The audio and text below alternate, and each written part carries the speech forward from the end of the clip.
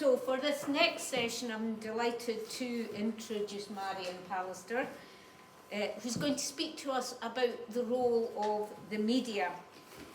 So Marion, as Linda was saying, we're slightly off programme, but Marion will speak for about 30 minutes and then we will have a short time, about 15 minutes for question and answer. Marion worked for most of her journalistic career with the Herald Group, and in that time she covered a number of conflicts. She was in Romania after the fall of Ceausescu, the Bosnian War, the conflict in Kosovo. And that experience of conflict has led to her current involvement in peace issues today, and indeed to her then, a few years ago, becoming chair of Pax Christi Scotland. I'm sure, like me, you will find much of the reporting in our mainstream media what could at best be called unsatisfactory. More often than not, pushing the Israeli government, the Israeli military propaganda, and boy, don't they have propaganda. But should we give it up as a bad job? Or should we challenge? Should we respond to it? And if so, how? And why? And so, Marion, and this session, of course, is titled, "Can the media be mobilised against Israeli apartheid and for Palestinian rights?" Thank you. I'm going to use notes because A, I'm 103 and I'll forget something, but B, I've got quite a bit of research and some figures and so on, and I don't want to get any of those wrong, because that's what we're talking about, isn't it? Is not getting things the way that they should be. Forgive me, but I'm going to indulge first of all in a trip down memory lane before I address the situation in the Middle East today. And I'm doing this in the hope that it will put reporting on the occupation into some kind of context and explain the difficulties and the constraints that colour what you read and what you view. My first experience of reporting on conflict was in the East. A photographer and I were sent to Thailand to send back reportage on the refugee camps on the Thai border with what was briefly known at that stage as the Democratic Kampuchean under the Khmer Rouge. It had become the People's Republic of Kampuchea when we were there in the early part of 1980 under the rule of a Vietnamese-sponsored government, and it wouldn't become Cambodia until 1989 under a UN transitional authority, and it later became a restored monarchy. So there are complicated issues around the world. Nothing is easy, nothing is straightforward. We were to visit the refugee camps into which both factions in the conflict were pouring daily. There'd been terrible torture and violence by the Khmer Rouge. Those who wore glasses, for example, were killed because they were doomed to be intellectuals by dictator Pol Pot. What's relevant in this context is that we travelled under the auspices of the International Red Cross and a Thai airline.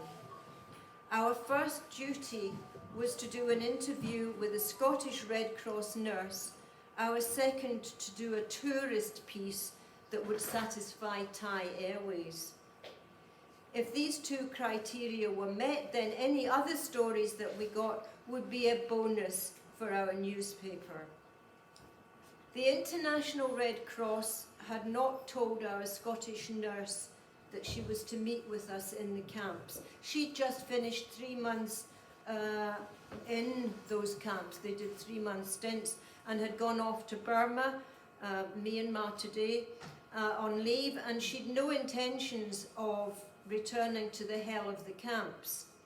We only found this out when we travelled 400 miles to the border in the company of several Australian Red Cross nurses about to start their 3-month tour of duty. They were quite colourful, I can tell you. So we had to return to Bangkok, entertain our Scottish nurse to dinner, and persuade her to return to the camps with us so that we could take photographs of her in situ. And God love her, she did. And we were able then not only to fulfil that obligation, but to garner a clutch of other very moving stories, particularly involving the unaccompanied children crossing the border in the thousands. The Thai government didn't want those camps on their territory. The Thai army was far from sympathetic, and it was overseeing the camps. And so we had to obtain travel passes from the Army HQ in Bangkok, and that was only achieved with a heart-stopping bribe. I had never bribed anyone before, and I have never bribed anyone since, and I can tell you it was a very difficult situation. But we were going nowhere if we didn't put some money inside a passport. And we didn't understand those passes anyway because they were written in Thai script. We could have been expelled from the camps and the country at any point. That we weren't was nothing short of a miracle. And we were even able to do that tourist story on our return again to Bangkok before leaving on the airline that had subsidised our travel. In the decades that followed, I reported from a number of conflicts and natural disasters. As John was saying, the downfall of the Ceausescu dictatorship in Romania, conflicts that unfolded after the dismantling of Yugoslavia in Bosnia, then Kosovo, terrible flooding in Mozambique, the AIDS crisis in Zambia, Kenya and elsewhere in southern Africa, the post-apartheid situation in South Africa that we were hearing about earlier. I had colleagues who covered the Falklands War and the conflict in Iraq. The editors of the newspaper group that I worked for over the years had great news ambitions. That's why they were sending us off to these places. The owners of the company, which changed, they changed over the years, I've got to say. The early days were much more positive, becoming less so as the decades went by. But the owners of the company offered budgets that favoured shareholders over news. Now, we keep that in mind, and that's why that first sortie of mine into the world of conflict was financed basically by the International Red Cross and an airline. And it's why subsequent assignments were carried out on shoestring budgets and sometimes funded by charities. The guys who went to the Falklands, Iraq, Afghanistan and elsewhere were, as the official phrase has it, embedded with the UK Army, travelling with servicemen, eating and sleeping with them, and observing at very close hand their experiences in actual warfare. With my hand on my heart, I can say that the stories I filed were the truth and nothing but the truth, but only as I could access that truth with the assistance of whoever got me there in the first place. Those who were embedded with the army had to weigh up their personal safety against the bias their stories would clearly carry. I have to say that having followed a small Glasgow organisation delivering aid in Bosnia, I think that time it was actually funded by our newspaper, we were given very good advice by an army boss that saved a photographer and I from walking into a hellhole. But did that advice also prevent us from reporting from the front line in an honest and unbiased way? Today there is much more protection for journalists in these kind of situations. We didn't have so much as a flak jacket in the early days, and certainly no war zone training. I do remember getting into a vehicle that was emblazoned with UN on the side of it, and a friend of mine from Glasgow was the guy who was driving it, and he said, I can give you a lift across the minefields, he said. And then when I was installed in this vehicle, said, I should have said to you that they're attacking UN vehicles now. That was kind of the way that things were. The refinements were introduced by the BBC and other news outlets, followed suit with the NUJ, the National Union of Journalists, and people are fairly well protected now. There are also international laws governing the protection of journalists in conflict situations. War correspondents, according to the International Red Cross, fall into the ill-defined category of persons who accompany the armed forces without actually being members thereof. So since they're not part of the armed forces, they enjoy civilian status, and the protection derived from that status. Moreover, since they are, in a manner of speaking, associated with the war effort, they're entitled to prisoner of war status when they fall into the hands of the enemy, provided they've been duly authorised to accompany the armed forces. The UN and the International Committee of the Red Cross were behind those changes and introductions of legislation, but of course no amount of training, no endless supply of flak jackets and hard hats can keep journalists safe. Back in 2003, the International Red Cross reported that the number of journalists killed in the war in the world was 42, the highest since 1995. They added that the general trend is towards the deterioration of the working conditions of journalists in periods of armed conflict. According to the International Federation of Journalists, 129 journalists and media workers were killed in 2023, one of the deadliest years since they began tracking the number of journalists' deaths in 1990. And most of those deaths were in Gaza. The Committee to Protect Journalists now say, as of September the 26th, 2024, preliminary investigations showed that at least 116 journalists and media workers were among more than 42,000 killed since the war in Gaza began in October last year, making it the deadliest period for journalists since the figures began being gathered. And they offered this quote, "Covering a war is becoming more and more dangerous for journalists.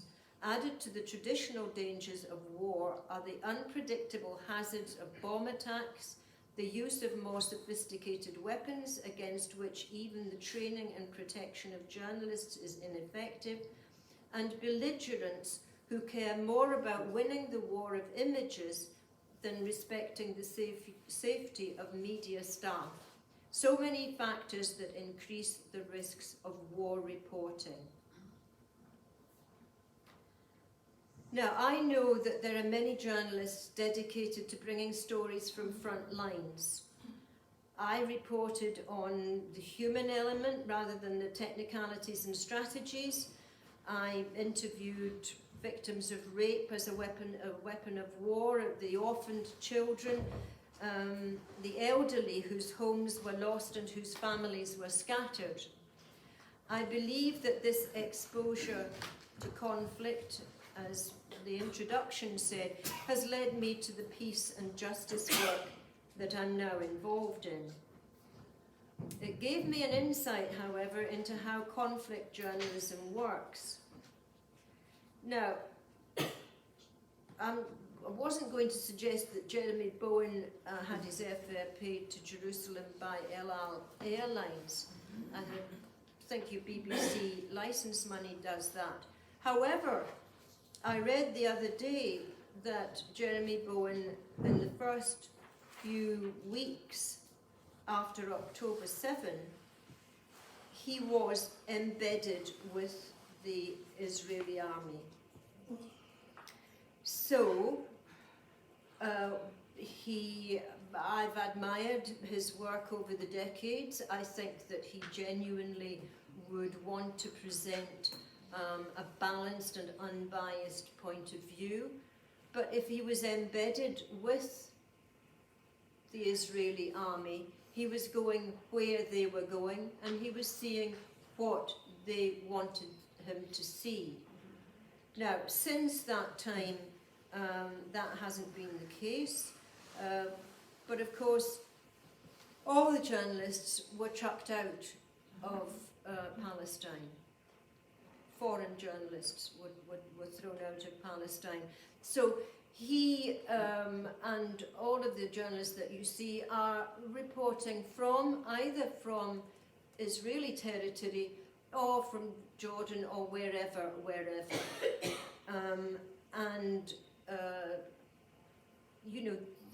There are these restrictions, there are insurmountable difficulties, lots of factors that we don't actually think about that prevent us from being told a straight story by any news outlet. And of course, many therefore believe that the BBC, as well as so many other outlets, has a pro-Israel bias. And I'm not going to argue on that point because I have often felt that myself. But I know that their reporting is hugely restricted, as is every other news outlet's staff, by the fact that Israel just simply won't allow them into Palestine, especially into Gaza. And unless you're there, even with the technology that we're blessed and cursed with today, you can't present a true account of the situation. Those who are feeding you video clips and reports from within the territory can't answer the questions you might have asked. They might ask the first question that you asked them to say, but then you would have followed up with something else. And that flow of what a journalist is there for and how they're trained to operate doesn't work. You can't turn the camera in the direction you would have preferred it to point in. Now, I post every day on social media for Pax Christi Scotland. I was so wary of all the UK and US reporting that I turned for honest information about Gaza to Al Jazeera, and I heard Al Jazeera being mentioned earlier. And some in this country might have thought that I was playing with fire. Remember, these are the guys who were bombed by US forces in Kabul in 1999. But I have colleagues and friends who have worked in recent years for Al Jazeera in Palestine. And I know, first of all, the constraints they've been working under, and secondly, their commitment to give the untarnished view of the Palestinian situation. However, they too have been thrown out. They were in the West Bank and their offices were raided by Israeli forces and who issued a 45-day closure order. So that you know, that's a source that we are unable to tap into in the meantime. The Palestinian Journalists Syndicate condemned the Israeli move, saying this arbitrary military decision is considered a new violation against journalistic and media works, which has been exposing the occupation's crimes against the Palestinian people. The move has been a clear violation of international law. So if we want to know what's going on in Gaza and the West Bank, we need to get our information from organisations that we trust. But few organisations don't have their own agenda. I don't think it'll surprise anyone if I say that the Daily Mail is not on the side of the Palestinians. If we're discerning consumers of news, we'll know which side any publication is on. And that is a starting point in terms of accessing what we perceive as honest reporting. On a lighter note, there's a post being shared widely on social media right now that purports to be a notice on a newsstand, and it reads, "Polite notice. Customers are reminded that these newspapers are merely the opinions of a small group of billionaires desperate to influence public opinion and are not 100% factually reflecting reality. Please cross-reference everything you read. Thank you." Never was a truer word spoken. And I've got some figures. 3/4 of newspaper, like old-fashioned print newspaper, but which also appears online these days, 3/4 of that in the UK is controlled by 4 families.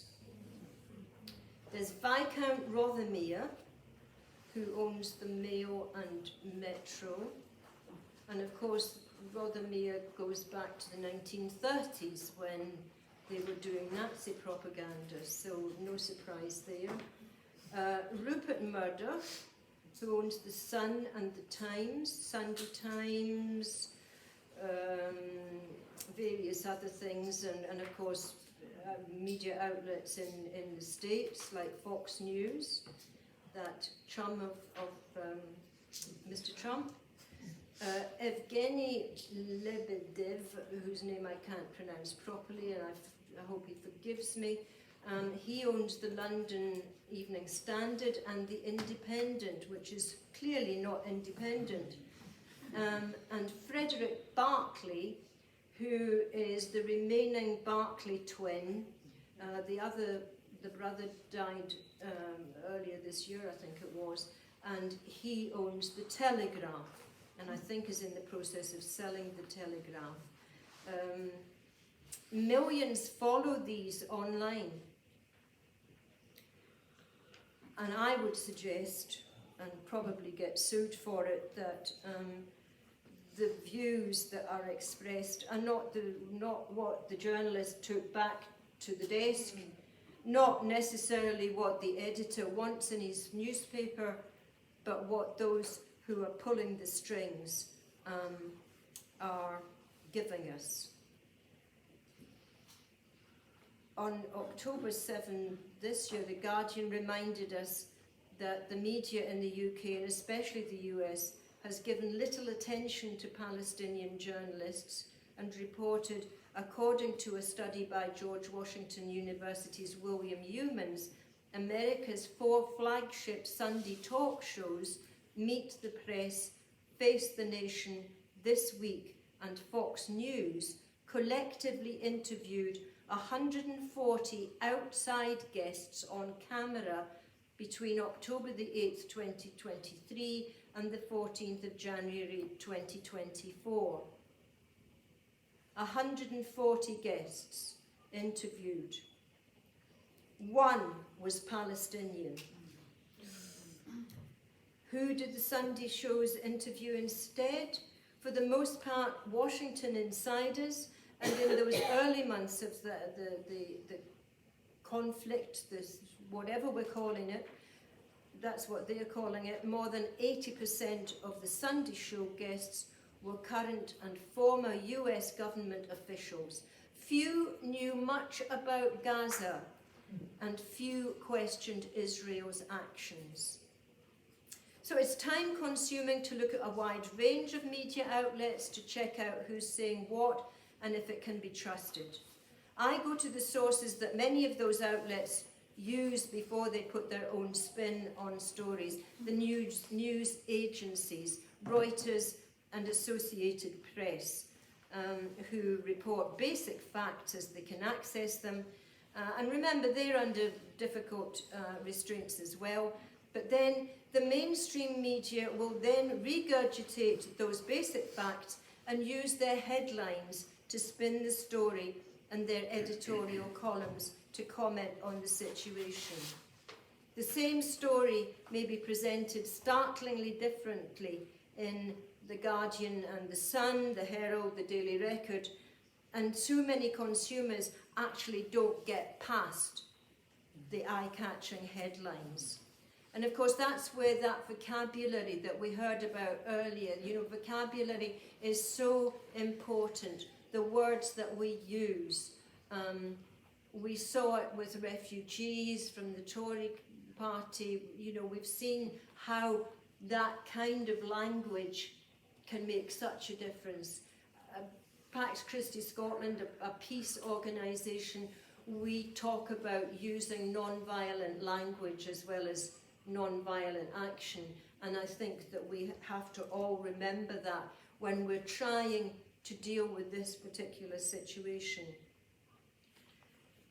Reuters have reported on how audiences perceive the media. Low trust, bias, bullshit and lies was the sad perspective. Yeah, I can hear you saying that's your perspective too. And that things have got worse since the start of this current situation in the Middle East. That Reuters report found a significant proportion of the public felt that powerful people are using the media to push their own political or economic interests rather than represent ordinary readers or viewers. Just what we said a few minutes ago, it's the ones who are pulling the strings. Some comfort in the fact that a significant proportion of those members of the public who responded to the Reuters questions felt that journalists did a good job in checking sources, verifying facts, and providing evidence to back up claims. Please have some sympathy with journalists who must now provide so much. So, in my day, I had to provide a story. Now, I might have had to have provided 2,000 words, but that was the end of it. And I might have been in Kosovo and trying to phone that over on an old-fashioned telephone. Eventually, I think we were just onto computers in the Kosovo situation. But you had to get that over to your office. It might have been a long piece that you had to do, and you had all of the interviews and so on beforehand.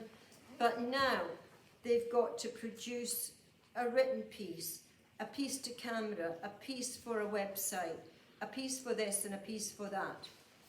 They have got a huge amount of stuff. And you like Sir Jeremy Bowen and Lise Doucette and so on the BBC. They're popping up all over the place. I mean, I left home this morning just after 6, and I was listening to the Radio 4 morning programme, and these guys were popping up there. I've no doubt they were on the telly as well. I've no doubt that they were already filing pieces for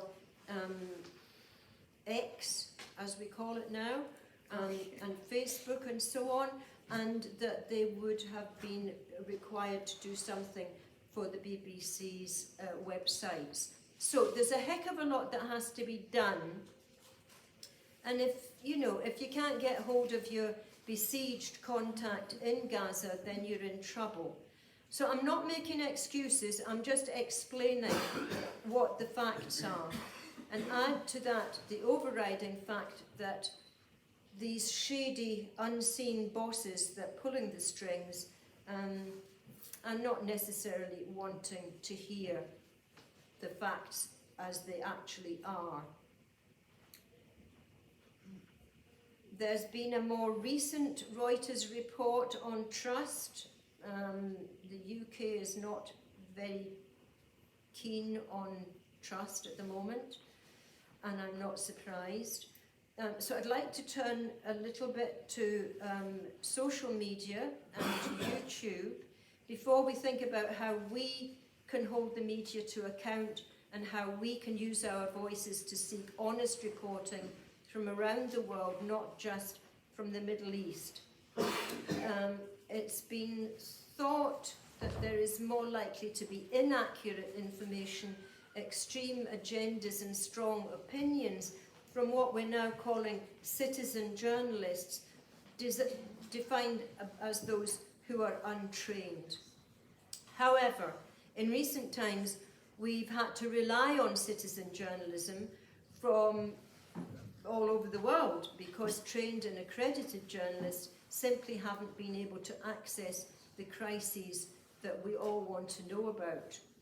Technology and social media have made citizen journalism more prevalent, and social media algorithms send so many instances to your way once you've clicked and followed. We share the guilt, of course, when we share citizen journalism or any journalism without trying to verify in any way what we've read. Indeed, have we actually read it? I think that it's really, it can be very irritating, but you know now you get that thing when you try to share something on Facebook or on X, and there's a little thing pops up and says, don't you want to read this before you share it? Now, you should be reading it before you share it. You know, there are bits down the line on that report or in that video that might not be what you want to share. The headlines, yes, but the bit further down, are you sure? So that irritating little message is actually a godsend. Take notice of it. So, whether it's natural disasters or civil unrest in Haiti, civil war in Syria, the Black Lives Matter movement, or the current situation in Gaza and Lebanon, without citizen journalism, there would be a news blackout. I know that with Pax Christi Scotland, I join a number of regular and frequent meetings with Pax Christi International, speaking to people in Gaza. Really brave guys who are you know, sitting in the middle of all of this, and they will spend an hour of their time online with us, filling us in what's going on. And that is absolutely brilliant. And I've asked a couple of them to write for our Pax Christi Scotland newsletter, and they've done that. I mean, God love them. You know, they're in the middle of all of this, and they will do that because they want us to know the situation that they are going through. And as we already know, because everybody in this room knows every last thing about this, we're talking about hell. So our focus today is on whether the media can be mobilized against Israeli apartheid and for Palestinian rights. I hope that that broad picture of the difficulties helps you understand what some of the problems are, but mobilizing the media is maybe the wrong question. It's maybe about mobilizing us. And we were hearing about this, you know, earlier, about a movement that makes a difference. And we've got to vote with our purchasing power or our social media likes and our likes and shares of podcasts that reflect what we want everybody to know. The pro-Israel media won't, I fear, be persuaded to change its spots, but I do think it's possible to influence less biased media, including the BBC, if you complain loudly and frequently about what you perceive to be apparent prejudice. Journalists like Owen Jones, who's a Guardian columnist but also has his own independent podcast channel, he's been holding politicians of all parties to account, and he's done some hard-hitting interviews on the Middle East situation. Like that and share, but also tell the BBC and all the other news outlets that those are the voices that we want to hear. We don't want, like Fox News, to hear all of the Washington insiders. We don't want all of the queue of Westminster heads, talking heads, telling us what we should be thinking. We want the real voices, the Palestinian voices. We want those interviews. And if we tell them, it might happen. We've got to move the media away from that narrow scope of their interviews. We don't want the insiders, but we've got to be active. As with any campaign, we get nowhere if we don't use our voices. We tell the media platforms that we want to hear the Palestine voices, the pro-Palestine voices. We want to hear about human rights, not how many rockets have been fired, but what human rights have been violated by those rockets that have been fired. The stuff that we need to pass on, and I think that we've got to think about our role as well. Ask for a transparent media. Ask that it looks into its heart and also seeks the common good. Technology allows us to be that vocal, and you know, every media outlet's got a website, it's got a Facebook page, it's got something on X. That's where you can go and be vocal and say all of the things that we were hearing about this morning, and that means that we can change the agenda of the media by changing. I'm going to tell you a little secret, right?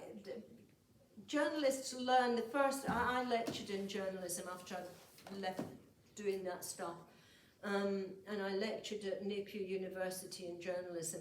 And the first thing you tell them is that in your story, you're going to have 5 W's. You're going to start, your introductory paragraph is going to have those 5 W's in them. And that's the who, what, why, where, and when. And it's the who that we are concerned with. And we've got to demand to hear the voices of those who speak against Israel's apartheid agenda, those who speak on behalf of Palestinian human rights. Yes, it can work. You might be looking a bit dubious on this one, but I'm going to finish up in a couple of minutes, if that's okay. Absolutely nothing to do with what we're talking about today, but 2 positive stories of how the public changed things. One was that, there was a program about AI the other day, and they were talking about photoshopping. You know, when you alter photographs to make them look either perfect or land people in deep trouble. When photoshopping was first used at the turn of the century, fashion media such as Vogue and Showbiz magazines and so on photoshopped everything that moved. And so they were presenting on their covers perfection, models and actresses and actors looking far from the truth, but perfect because of the photoshopping. Did the public like it? No, they didn't. And so they complained and complained and complained, and said we want reality, not airbrushed nonsense. And photoshopping in that sense stopped in those kind of magazines. Perhaps even more noteworthy, public opinion brought to an end the sexist page 3 photographs in The Sun and other newspapers in, I'm assuming that you remember what the page 3 photographs were. In 2012, activist Lucy-Anne Holmes launched the No More Page 3 campaign with the goal of persuading newspaper editors and owners to end that voluntarily. It got support from 140 MPs, it got 240,000 signatures on a petition. It wasn't done overnight, but 3 years later, The Sun no longer published degrading page-through pictures. By 2017, its website stopped publishing them, and the Daily Star managed to pull its finger out by 2019. Nothing to do with what we're talking about, but the public can change things. The public can influence what the media produces. We can make changes, but we have to use our voices, our emails, our petitions, our social media. Thank you for listening. I've probably gone on far too long. I apologise, but do it. Go for it. It can work.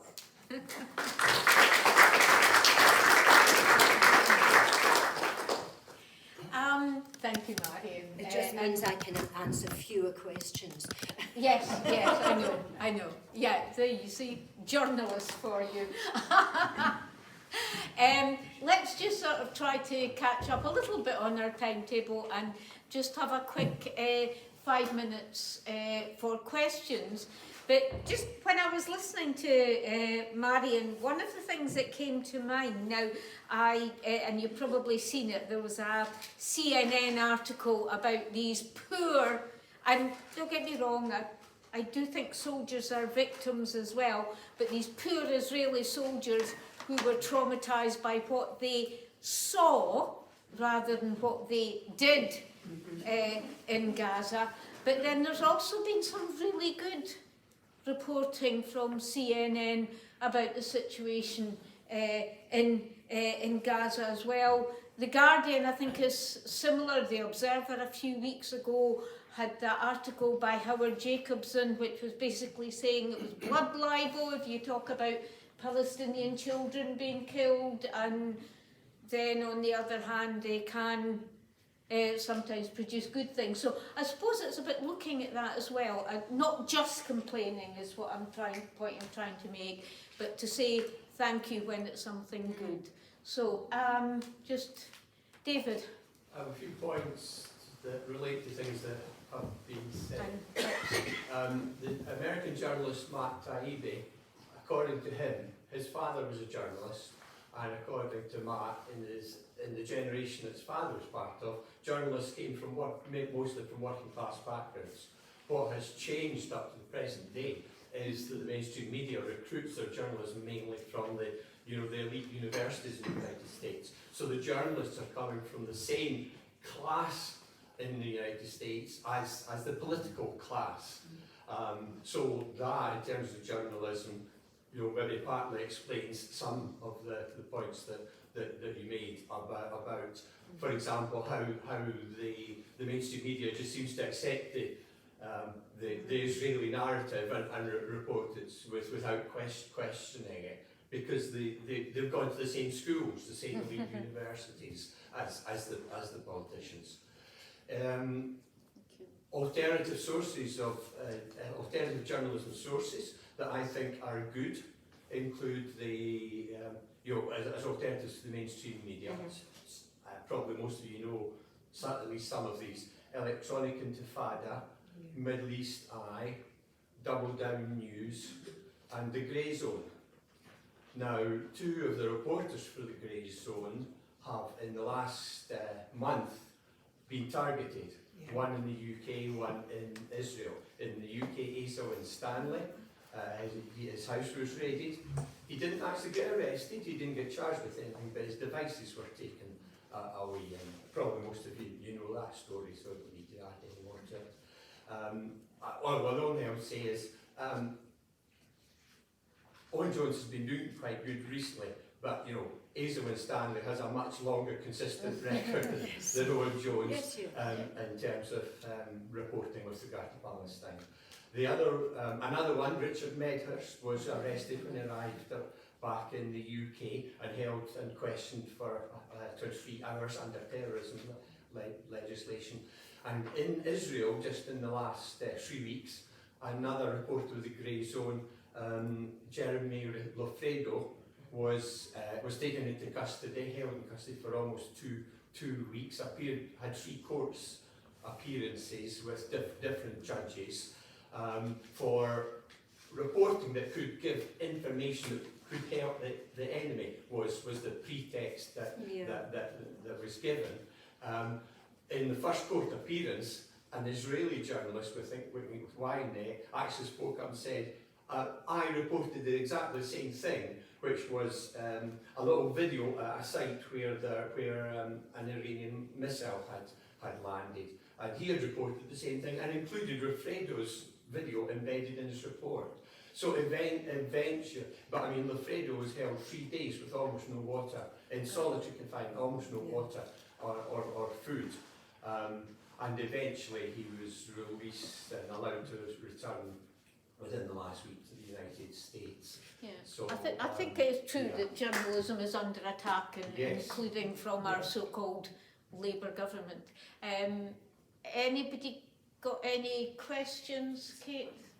Why do you think Scottish journalists haven't made more of the connection between the clearances, which still resonates so strongly in Scotland, not in England, and the dispossession? And you know, that was going through my mind this morning, this afternoon when we were looking at the film there. Yeah. And it's also stuff like the language being taken from you, your culture being taken from you. Yeah, that's something that you might suggest to our dear friends at the Herald, for example.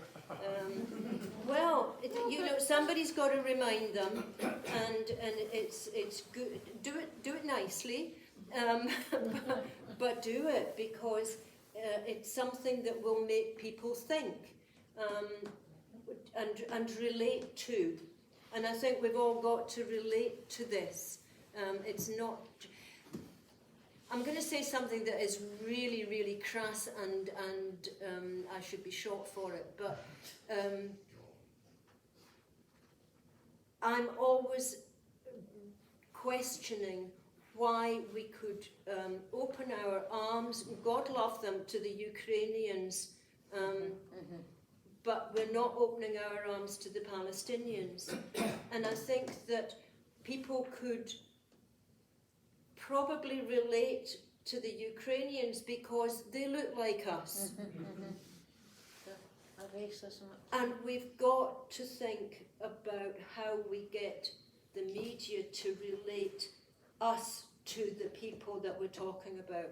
And that is an excellent point, and I think if you can do that and tell the media outlets that you want to get to grips with that, then that would be doing us all a favour. Okay. And I'll do it as well. Yeah, but it is this idea, we tend to think that it's about complaining, and that can be a part of it, but it can also be saying, thank you, that was a really great article, or that was a really great programme, or indeed it can be saying, how about doing, and I've got an idea of somebody who was in the Suffragetta and who also lives on Skye and who could probably, just one more question, is there anyone, or are we all girded up to take on the media? Do you not think that the mainstream media is on its way out? Young people don't go to mainstream media, they go straight to social media, and they are the future, and so I feel the mainstream media have shot themselves in the foot, because young people, especially in Palestine, they look to what they see on social media, and if they do catch the BBC they know that it doesn't bear. That's right. They can't compare the two, and they're seeing direct from Palestine. What's actually happening. That's why I brought in about social media, because that's where we've got to go. You know, we need to operate through what is happening now, not, you know, I mean, most of the newspapers, well, they've got online following, but they certainly don't have print following. But yes, young people are not going to look even at their online material. So yeah, we've got to go where they are, and where everybody is, and that's social media, and we've got to do our own thing with that. Thank you. I think overall this has been a very positive message to move on from. So I'll hand back to you, Linda, and thank you very much, Mary.